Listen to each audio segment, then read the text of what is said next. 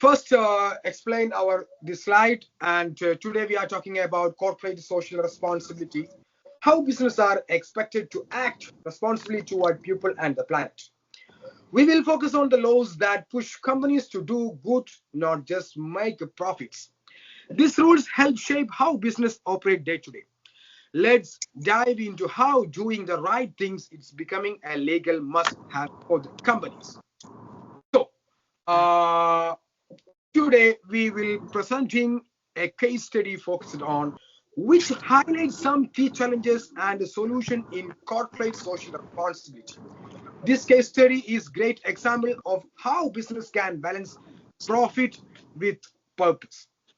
Our target audience includes policymakers and government regulators seeking evidence based on guidance on corporate social responsibility legislations, who we believe will be benefits from the insight we have gathered, whether they're looking to improve their own operation or simply understand how CS are working to the practice. We will walk you through what made this case stand out, how legislation played a role, and what we can learn from the moving forward. So the next slide is explaining, highlight why our topic matter now more than ever. Most CSR actions are voluntary, but they are not left to tackle worldwide challenges. Meanwhile, ESG investing has grown massively, hitting like 35 3 trillion. So expectations from investors are high. Stronger laws can help to countries attract responsible business and boost their global image. That's why it is time to for CSR to move from optional to essential. And the next slide, CSR face four big hunters. First, manual rules mean some companies dodge responsibility by relocating. Second, which translates to greenwashing, looking good without real change. Third, many still prioritize profit over people and the planet. And lastly, while some want to do well, it is hard to embed CSR without clearing guidance. Solving this help to make business both ethical and sustainable. The other slide will be explaining like research approach and perspective. I will be presenting our research approach and perspective in this slide. We have analyzed the issue through the lens of government policy makers, balancing economic growth with the social and environmental goals. Our methodology includes comparing global regulatory models, modeling economic impact with ESG data, assessing stakeholder outcomes, and analyzing risk various benefits. Critical frameworks guiding our works, including stakeholder theory, which emphasize the value of supporting border group beyond shareholders portal share value framework, showing how showing how regulations can foster competitive advantages through social impact, and regulatory impact theory evaluating how policy can fix market failure tied to environmental and social externalities. This integrated approach helped us understand how smart regulations can drive both economic and ethical program. And the next slide will explain my colleague, Mr. Sagar.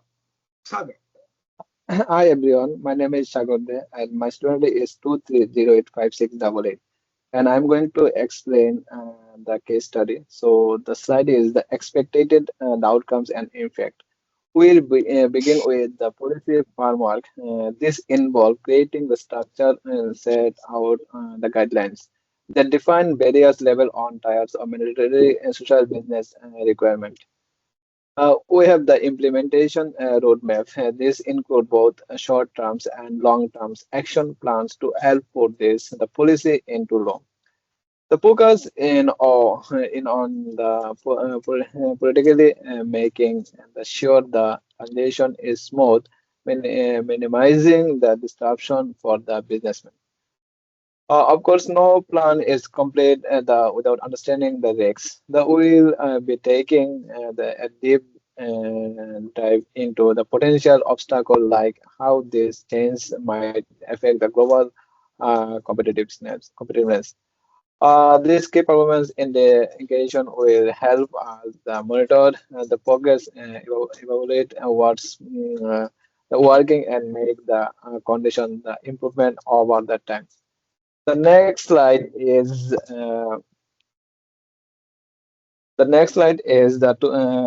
from 2024 to 2025 regulatory the development.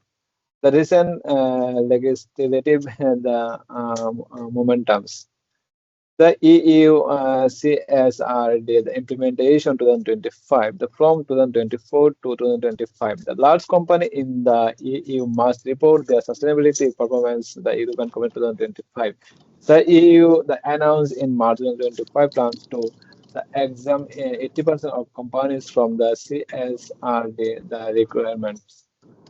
The March 2024 update, the omnibus, the package from the European Commission suggests the lowering the reporting burden while the keeping essential mandatory requirement in the place.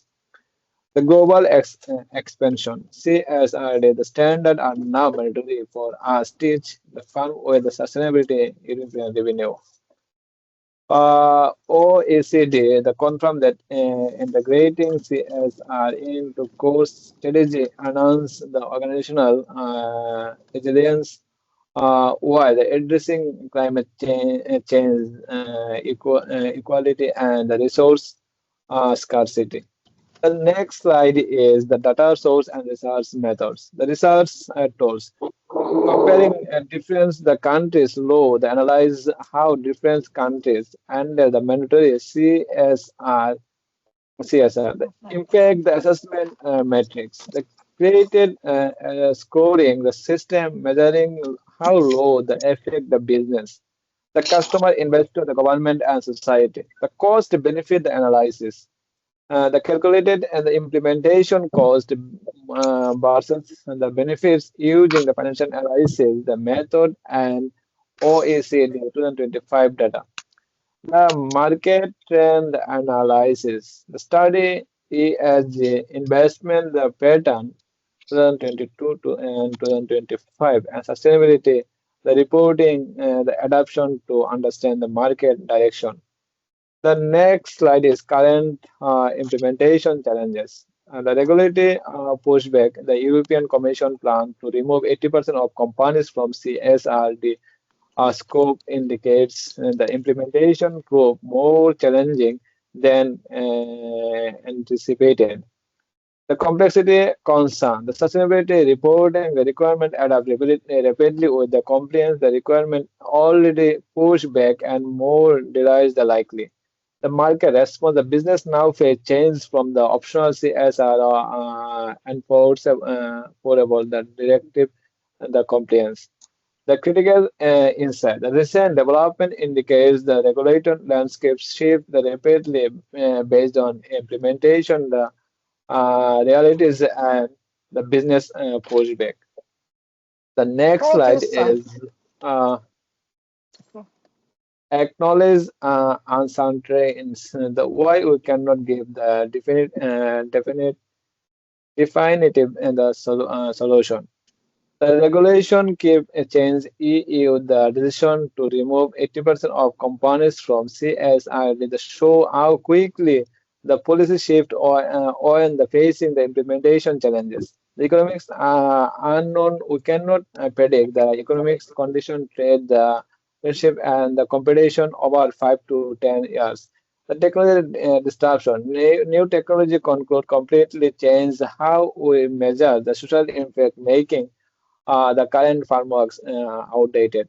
The international coordination, the problems, different the countries taking different approaches creates moving target.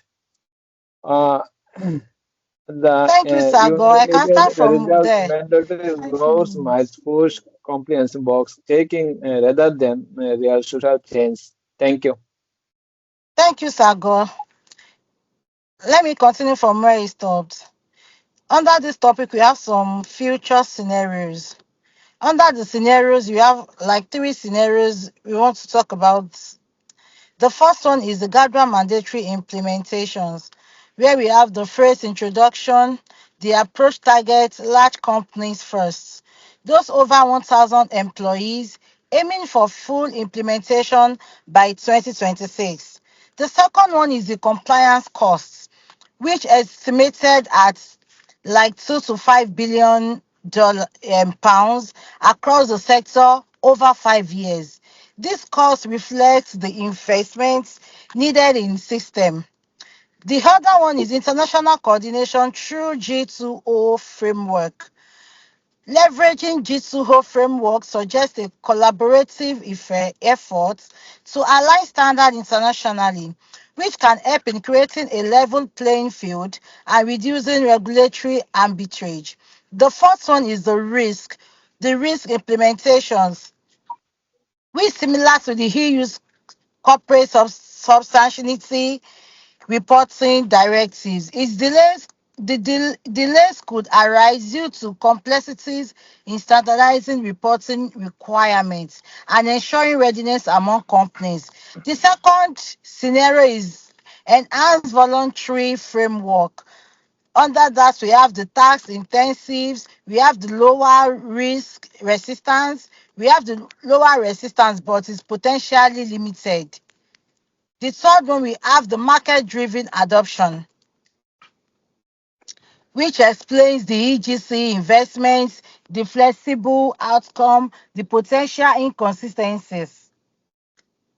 So going forward to the next page, we have our evidence collection and data quality assessments, under which we have the data sources and limitation, we have the academic research, we have the government data, and we have the industry reports.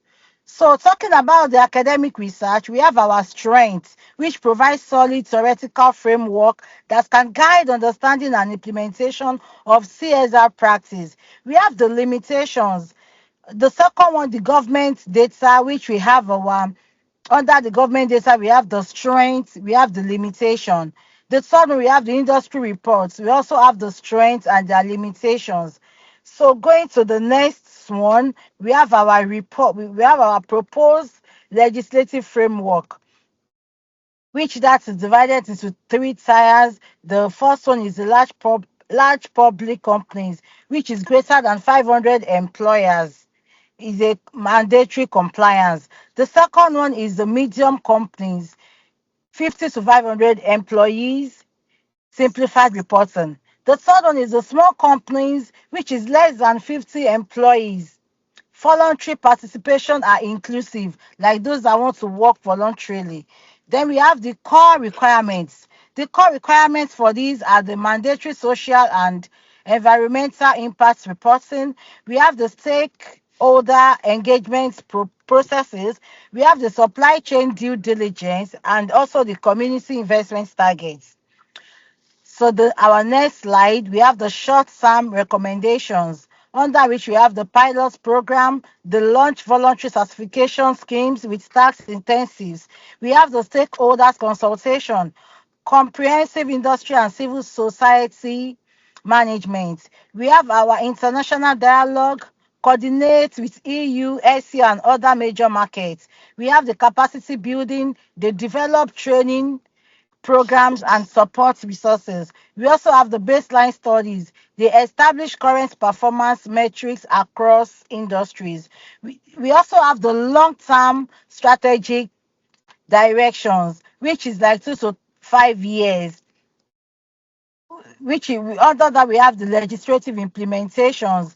The first one is gradual rollouts, which is phrased as requirement stating with largest companies. Number two, we have the monitoring systems, the establishing independent oversight bodies. The third one, we have the integration. They align with existing financial reporting requirements.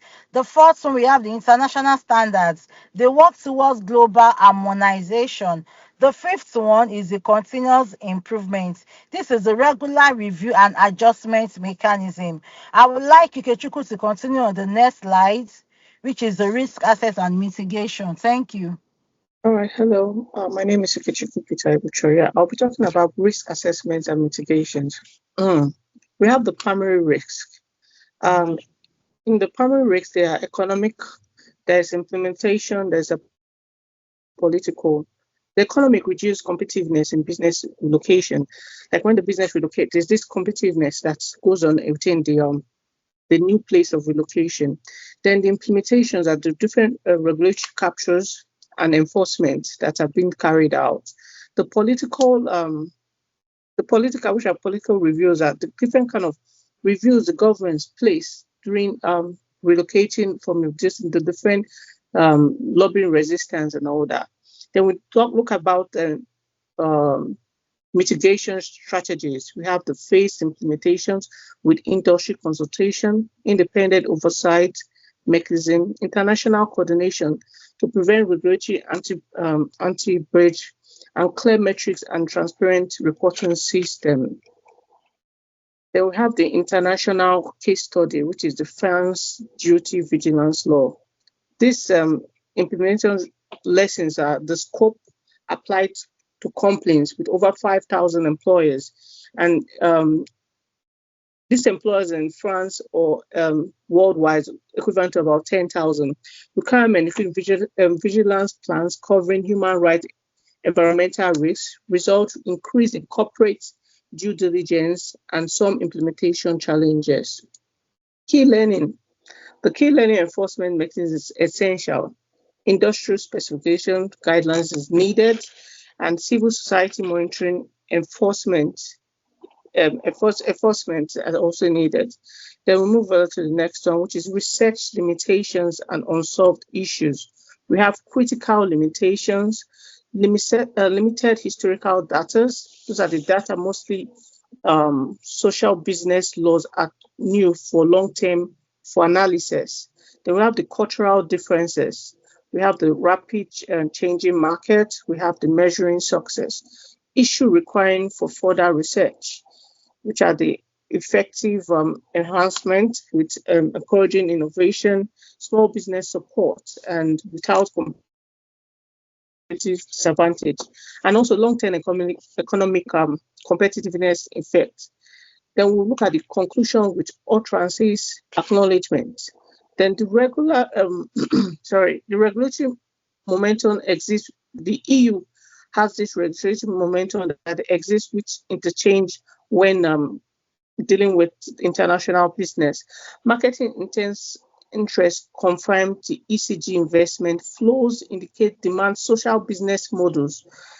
3 are voluntary approaches shows limitations, which contribute greatly to the stronger economy of framework.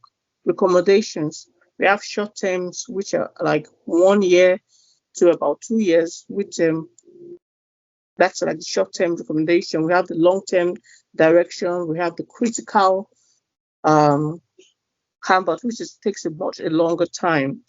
Then we move over to the external factor that could change everything. Please can you move on to the next slide for me, please? Okay, then we have the potential game-changing event. This economic shocks major resources that could spike priorities and business requirement upwards for economic recovery. The technological description, AI and blockchains are more impacted during this use of technology. Then we have the geopolitical changes, like moving out to the different political, different changes that occurs when the business moves out from its state of origin and all that. Then we have the political shift, which electronics brings different ideology position and could reverse implement legislative. Real reality check. These factors could dramatically alter the visibility of political recognition made by today's law. Then we have the references. We cited our references from the Business Human Rights Resources Center 2024, and we also cited the reference for European Community 2025. We have that of the Freeman RE 1984. We have the global, the KPMG International 2024. And most of our references are listed below. For time constraint, I won't list all of them, but they're on the slide. And that's it. So I would like to thank you so much for joining us in Thank this you. presentation.